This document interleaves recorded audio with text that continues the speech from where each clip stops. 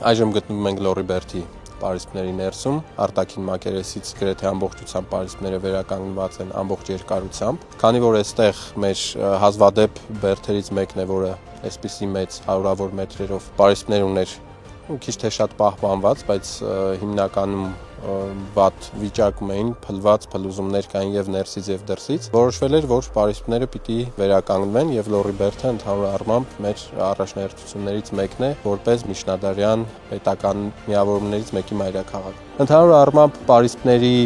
վերականգնման եւ տարածքի բարեկարգման համար նախատեսված է մոտ 440 միլիոն դրամ, ներքին ամբողջ երկարությունը պարիսպների վերականգնվել է, բայց նախագիծը դեռ պիտի շարունակվի մոտ եւս 2 տարի։ Պարիսպները, ինչպես տեսնում եք, կարող ենք այսպես ճակերտավոր ասել, որ երկհարկանի են եղել եւ հիմնական պարիսպների վրա նաեւ բարձրանում է մեկ այլ շարք, որը նույնպես նախագծով նախատեսված է վերականգնել եւ այդ աշխատանքները պիտի շարունակվեն։ Դեղնած մամուռով պատված հատվածները պահպանված են իրենց տեղերում, իսկ մնացած հատվածները արդեն լրացվել են եւ վերականգնվել են այս աշխատանքների արդյունքում։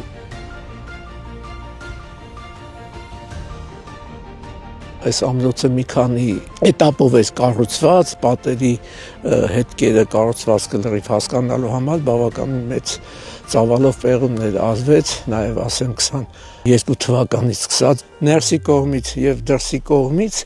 այդ փլվածները թափված հողերը քարերը մաքրվեցին, իհայտ եկավ այս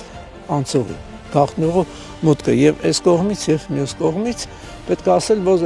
մեր հնագետները մաքրելով մտել են այնտեղից դուրս են եկել, այսինքն անցուղիով անցնելը հնարավոր է եղել ժամանակին, դա երևի նպատակին ծառայել, որպեսզի պաշտպանները կարողանան ներսի կողմից դուրս գան պարիսպի վրա պաշտպանական նկատառումներով։